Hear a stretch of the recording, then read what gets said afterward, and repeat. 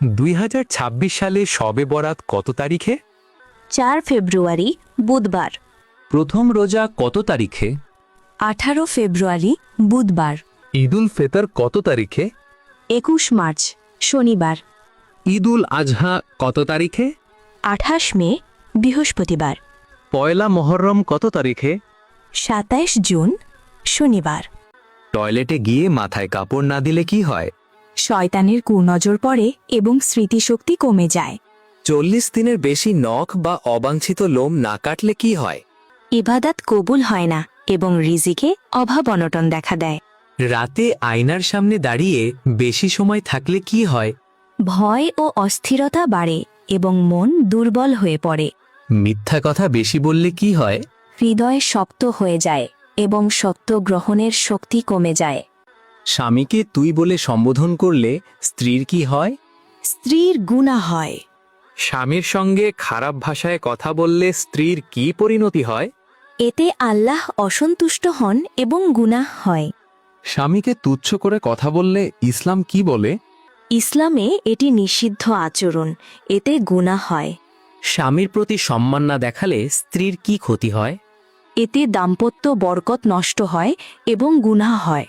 বাবা মায়ের কথা অবহেলা করলে কি হয়? জীবনে শান্তি কমে যায় এবং দুঃখ বাড়ে। অকারণে হাসি তামাশা বেশি করলে কি হয়? সময় নষ্ট হয় এবং কাজের মনোযোগ কমে যায়। ফজরের নামাজ না পড়ে ঘুমিয়ে থাকলে কি হয়? রিজিকে বরকত কমে যায় এবং দিন ভালো যায় না। অন্যের গোপন কথা ছড়িয়ে দিলে কি হয়? বিশ্বাস নষ্ট হয় এবং মানুষের কাছে সম্মান কমে যায়। 362 ধারা মানে কি বোঝানো হয়েছে?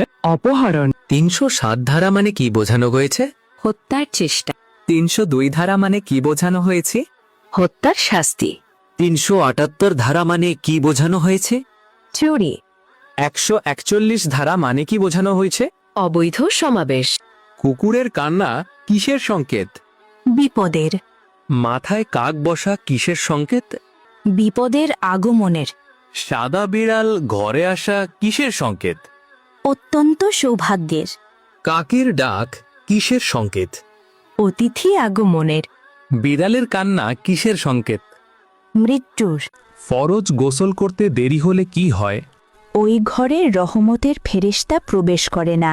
ফরজ গোসল দেরি করলে ইবাদতে কি প্রভাব পড়ে? ইবাদতে বরকত কমে যায়। নাকে পানি না দিলে কি ফরজ গোসল হবে?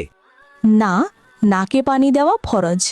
ফরজ গোসল করা কেন জরুরি? পবিত্রতা ছাড়া ইবাদত কবুল হয় না। কোন 3টি আমল মৃত্যুর পরেও চলতে থাকবে? সদকায়ে জারিয়া, ইলম, নেক সন্তান। জান্নাতের সবচেয়ে ছোট নেয়ামত কি?